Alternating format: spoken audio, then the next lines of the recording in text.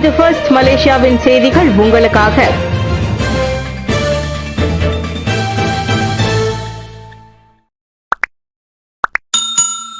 கொம்பாக்கில் நகை வாங்குவது போல் பாசாங்கு செய்து தங்க காப்புடன் ஆடவன் தப்பியோட்டம். ஸ்லாங்கூர் பிரிமா ஸ்ரீ கொம்பாக்கில் உள்ள ஒரு நகை கடையில் இருந்து தங்க காப்பை திருடிச் சென்ற ஆடவன் தேடப்படுகிறார். வெள்ளிக்கிழமை மாலை 5 மணிக்கு மேல் அச்சம்பவம் நிகழ்ந்ததாக கொம்பாக் போலீஸ் கூறியது. கடைக்குள் நுழைந்தவன் மனைவிக்கு தங்க நகையை பரிசளிக்க விரும்புவதாக கூறியுள்ளான்.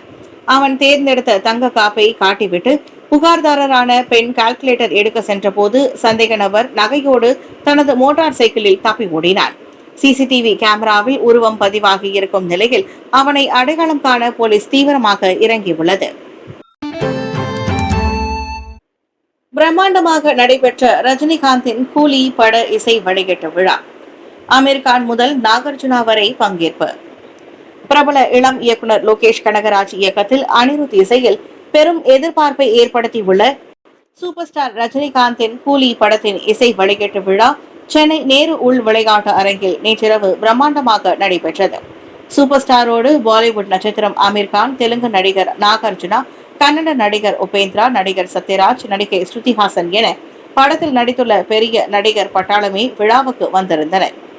விழா அரங்கிற்குள் பெரிய கரகோஷத்துக்கு மத்தியில் நுழைந்த ரஜினிகாந்தின் கால்களை தொட்டு அமீர்கான் மரியாதை செய்த வேளையில் அமீர்கானை ரஜினிகாந்த் கட்டி தழுவிய போது ரசிகர்கள் ஆர்ப்பரித்தனர். பட தயாரிப்பாளரான சன் குழுமத்தின் கலாநிதி மாறனும் நிகழ்ச்சியில் பங்கேற்றார். மேடையில் கூலிப்பட பாடல்களை பாடி வழக்கம் போல் அனிருத் அரங்கை அதிர செய்தார். ஜெயிலர் படத்தின் மாபெரும் வெற்றிக்கு பிறகு ரஜினி நடிப்பில் எதிர்பார்ப்பை ஏற்படுத்தியுள்ள கூலி ஆகஸ்ட் 14ஆம் தேதி திரைக்கு வருகிறது.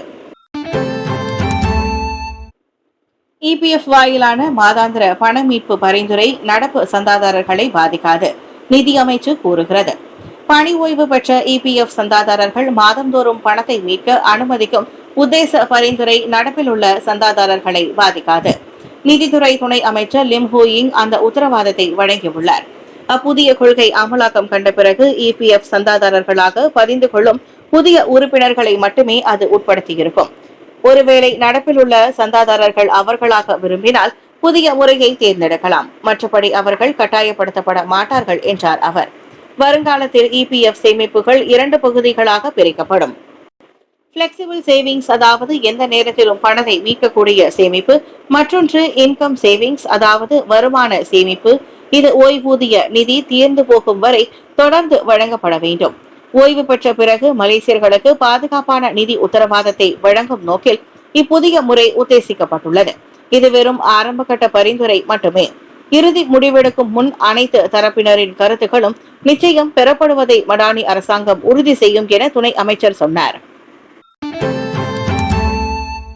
செம்மூரில் தங்க வீடில்லாமல் காருக்குள் வாரங்களை கடந்தும் இந்திய தம்பதி பொதுமக்களின் உதவியை நாடுகின்றனர். இப்போ செம்மோரில் ஓர் இந்திய தம்பதி தங்க இடமின்றி கடந்த 2 வாரங்களாக காருக்குள்ளேயே தங்கியிருக்கும் அவலம் கவனத்தை ஈர்த்துள்ளது. ஒரு காலை இழந்த மாற்றுத்திறனாளியான 55 வயது செல்வம் முனியாண்டி, அவரின் 56 வயது மனைவி லட்சுமி நாராயணன் ஆகியோரே அவர்களாவர். இவர்களுக்கு பிள்ளைகள் இல்லை. செல்வம் முன்பு லாரி ஓட்டுநராக வேலை செய்து வந்தார். 2 சிறுநீரகங்களும் செயலிழந்த நிலையில் அடிக்கடி மயக்கம் போட்டு விழுந்ததால் 5 வருடங்களுக்கு முன்பே எந்த வேலையும் இல்லாமல் போய்விட்டது. துப்புரவு பணியாளராக வேலை செய்து மனைவி கணவரை பராமரிக்க வேண்டி அவரும் வேலையிலிருந்து நின்றுவிட்டார். அவருக்கு ஆஸ்துமா நோய் வேறு. வாடகை வீட்டில் தங்கும் அளவுக்கு இருவருக்கும் வருமானம் கிடையாது. இந்நிலையில் தங்க வீடில்லாமல் கொஞ்ச காலம் ஆதரவற்ற இல்லத்தில் தங்கியிருந்த இருவரும் அங்கிருந்து வெளியேறிவிட்டனர். சுங்கை சிப்போட் செல்லும் வழியில் செம்மூர் பார்க் தமான் எமாஸ் அருகே கடந்த 2 வாரங்களாக காருக்குள்ளேயே தங்கியுள்ள இருவரும் வருவோர் போவோரின் கரிசனத்தில் நாட்களை ஓட்டுகின்றனர். அப்படி உதவியவர்களில் சோமசுந்தரம் என்பவரும் ஒருவர். வழிபோக்கர்கள் அவ்வப்போது உணவு வாங்கி கொடுப்பதும் சிலர் செலவுக்கு பணம் கொடுப்பதுமாக இருந்தாலும் தங்க இடமில்லாமல் இருப்பது இவர்களுக்கு பாதுகாப்பானதாக இல்லை. எனவே குடியிருக்க நிரந்தரமாக ஒரு வீட்டை பார்த்து கொடுக்குமாறு இத்தம்பதி பொதுமக்கள் அல்லது அரசு தரப்பின் உதவியை நாடுகின்றனர். நகைச்சுவை நடிகர் மதன் பாப் உடல்நலக் குறைவால் 71 வயதில் மறைவு. நகைச்சுவை நடிகர், நிகழ்ச்சி தொகுப்பாளர், இசையமைப்பாளர் என பன்முக திறன் கொண்ட மதன் பாப் என்ற மதன் பாபு உடல்நலக் குறைவால் 71 வயதில் சென்னையில் காலமானார். இசையமைப்பாளராக திரை வாழ்க்கையை தொடங்கி பின்னர் நடிகராக பிரபலமானவர் இவர். வித்தியாசமான சிரிப்பிலேயே மதன் பாபுவின் பெரிய அடையாளமாகும். 1984ஆம் ஆண்டு வெளியான நீங்கள் கேட்டவை படத்தில் நடிகராக அறிமுகமானவர். தமிழ், மலையாளம், தெலுங்கு, ஹிந்தி உள்ளிட்ட மொழிகளில் 100க்கும் மேற்பட்ட படங்களில் நடித்துள்ளார். பூவே உனக்காக, பிரெண்ட்ஸ், வில்லன், வசூல் ராஜா MBBS போன்றவை இவர் நடிப்பில் வெளியான பிரபல படங்களாகும். அதே சமயம் அசத்த போவது யாரு என்ற புகழ்பெற்ற தொலைக்காட்சி நகைச்சுவை நிகழ்ச்சியில் நடுவராக பணியாற்றி பெரும் புகழ் அடைந்தவர். கிட்டார் கலைஞருமான மதன் பாபு ஆர்கெஸ்ட்ரா இசைக்குழுவை தொடங்கி அதனை நடத்தி வந்தார். அதில் அப்போது இசைப்புயல் AR ரஹ்மான் கீபோர்டு வாசித்துள்ளார் என்பது கூடுதல் தகவலாகும். மதன் பாபுவின் மறைவுக்கு திரையுலகத்தினரும் ரசிகர்களும் இரங்கல் தெரிவித்து வருகின்றனர். இடைநிலை கல்வியை கட்டாயமாக்கும் நடவடிக்கை பெயரளவில் இருக்கக்கூடாது. ஆக்கப்பூர்வ அணுகுமுறை தேவை. கியூமிக் வலியுறுத்து. இடைநிலை கல்வியை கட்டாயமாக்கும் அரசாங்கத்தின் முடிவை கியூமிக் எனப்படும் மலாயா பல்கலைக்கழக இந்திய பட்டதாரிகள் அமைப்பு வரவேற்றுள்ளது. கல்வியை பாதியிலேயே கைவிடுவதை தடுத்து ஒவ்வொரு மாணவரும் குறைந்தது SPM வரையாவது படித்து தேர்வில் அமருவதை இது உறுதி செய்யும். இது ஒரு தைரியமான முன்னேற்றகரமான நடவடிக்கையாகும். என்றாலும் அனைத்து மாணவர்களுக்கும் ஒரே மாதிரியான கல்வி சூழல் அமைவதில்லை. கற்றல் முறைகளுக்கும் மாணவர்களுக்கும் இடையில் பெரிய இடைவெளி உண்டு. எனவே நடப்பில் உள்ள இடைநிலை பள்ளிகள் கருப்பொருள் சார்ந்த கிளஸ்டர் பள்ளிகளாக மாற்றப்பட வேண்டும் என கியூமிக் பரிந்துரைத்துள்ளது. அதாவது மாணவர்கள் தத்தம் ஆர்வத்துக்கும் வலிமைக்கும் ஏற்ற கல்வியை தேர்ந்தெடுத்து படிக்க வாய்ப்பு வழங்குவதாகும். அவ்வகையில் அறிவியல், தொழில்நுட்பம், பொறியியல், கணிதம் ஆகியவற்றை உள்ளடக்கிய ஸ்டெம் பள்ளிகள், நிதி மற்றும் பொருளாதார பள்ளிகள், கலை மற்றும் சமூக அறிவியல் பள்ளிகள், தொழில்நுட்ப கல்வி மற்றும் தொழில் பயிற்சிக்கான ட்வெட் பள்ளிகளாக பிரிக்கலாம். வீடுகளில் ஏற்படும் 60% தீ விபத்துகளுக்கு மின்சார பொருட்களே காரணம். தீயணைப்புத்துறை தகவல்.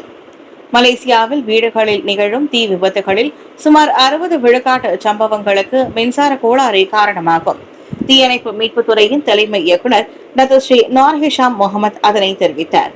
பாதுகாப்பற்ற மின்சார கம்பி இணைப்பு, நிர்ணயிக்கப்பட்ட விதிமுறைகளை பின்பற்றாமல் மின்சார இணைப்பை மாற்றி அமைத்தல், அளவுக்கு அதிகமாக மின்சார பொருட்களின் பயன்பாடு உள்ளிட்டவை வீட்டில் தீ சம்பவங்கள் ஏற்பட காரணம் என்றார் அவர். வீட்டில் மின்சார இணைப்பின் பாதுகாப்பு அம்சங்களை பலர் பெரிதாக எடுத்துக் கொள்வதில்லை. குறிப்பாக பழைய மின்கம்பி இணைப்பு அடிக்கடி ட்ரிப் ஆகும், ஸ்விஸ் விசைகள் தவிர குளிரூட்டி, தண்ணீர் சூடாக்கி, செஸ்ட் ஃப்ரீசர் எனப்படும் குளிர்பதன பெட்டி போன்ற அதிக மின்சார பயன்பாட்டை உட்படுத்தும் பொருட்களை பயன்படுத்துதல் ஆகியவை அவர் சுட்டிக்காட்டினார். பழுதடைந்த ஃபியூஸை அப்படியே இருப்பது, மின்சார பாதுகாப்பு முறையை மாற்றி அமைப்பது போன்ற தவறுகளால் பெருந்தீ ஏற்படும் என்றும் அவர் நினைவுறுத்தினார். தொழில்நுட்ப மைல்கற்களுக்கு உட்பட்டு ஜொஹூர் ETS விரிவாக்கத்திற்கான கடப்பாட்டை KTMB உறுதி செய்கிறது. ஜொஹூர் பாரு வரை ETS மின்சார ரயில் சேவையை விரிவுபடுத்துவதற்கான தனது கடப்பாட்டை KTMB நிறுவனம் மறு உறுதிப்படுத்தியுள்ளது. இந்த திட்டம் கட்டம் கட்டமாக முன்னேறி வருவதோடு தொழில்நுட்ப மற்றும் ஒழுங்குமுறை மைல்கற்களுக்கு உட்பட்டு சரியான இலக்கில் பயணிக்கிறது. செகாமட் முதல் குலுவாங் வரை, பின்னர் JB சென்ட்ரல் வரையிலான இந்த ETS தெற்கு துறைக்கான நிர்மாணிப்பு கட்டம் கட்டமாக மேற்கொள்ளப்படும் என்றும் KTMB தெரிவித்துள்ளது. குலுவாங்கின் அடுத்த பிரிவுக்கான சோதனை ஓட்டங்கள் தற்போது நடந்து வருகின்றன. இந்நிலையில் தயார் நிலையை உறுதி செய்வதற்காக குத்தகையாளர்கள் மற்றும் சம்பந்தப்பட்ட அதிகாரிகளுடன் அணுக்கமாக ஒத்துழைத்து வருவதாக KTMB தெரிவித்தது. வழித்தடத்தின் எந்த ஒரு புதிய பிரிவையும் பொதுமக்களுக்கு திறப்பதற்கு முன்பு பாதுகாப்பு, நம்பகத்தன்மை மற்றும் தயார் நிலையை உறுதி செய்வதே KTMB-யின் முதன்மை பொறுப்பாகும். ஒவ்வொரு கட்டத்திற்கும் கடுமையான நெறிமுறையை பின்பற்றுவதாகவும் அது கூறியது. லுமூட்டில் கடல் நீச்சல் போட்டியின் போது ஜெல்லி மீன்கள் தாக்கி சுமார் 40 பேர் காயம். பேராக் லுமூட்டில் திறந்தவெளி கடல் நீச்சல் போட்டியில் பங்கேற்ற போது ஜெல்லி மீன்கள் கொட்டியதால் சுமார் 40 போட்டியாளர்களை காயமடைந்தனர். தெலுக் செங்கனகான் கடற்கரையில் நேற்று காலை 8 மணி அளவில் அச்சம்பவம் நிகழ்ந்தது. பேராக் சுல்தானின் புதல்வர் ராஜா கேசில் பெசார் பேராக் ராஜா டத்துஸ்ரீ அஸ்லான் முசாஃபரும் போட்டியாளர்களில் ஒருவராவர். எனினும் அவர் உட்பட 200க்கும் மேற்பட்ட உள்நாட்டு வெளிநாட்டு போட்டியாளர்கள் நீச்சலை வெற்றிகரமாக நிறைவு செய்தனர். பல்வேறு வயதிலான போட்டியாளர்கள் பங்கேற்ற அப்போட்டியில் 9 முதல் 10 வயது சிறுவர்களுக்கான பிரிவின் முதல் 15 நிமிடங்களிலேயே திடீரென ஒரே நேரத்தில் ஜெல்லி மீன்கள் தாக்குதல் நடத்தின. அதில் காயமடைந்தவர்களில் 2 சிறார்கள் மேல் சிகிச்சைக்காக ஸ்ரீ மஞ்சோங் மருத்துவமனைக்கு அனுப்பப்பட்டனர். மற்றவர்களுக்கு சம்பவ இடத்தில் தயாராக இருந்த மருத்துவ குழுவினர் சிகிச்சை அளித்தனர்.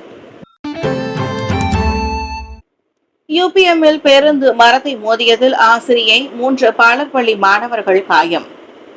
செடாங் மலேசிய புத்ரா பல்கலைக்கழகத்தில் மரத்தில் பேருந்து மோதியதில் ஓர் ஆசிரியையும் 3 பாலர்பள்ளி மாணவர்களும் காயமடைந்தனர்.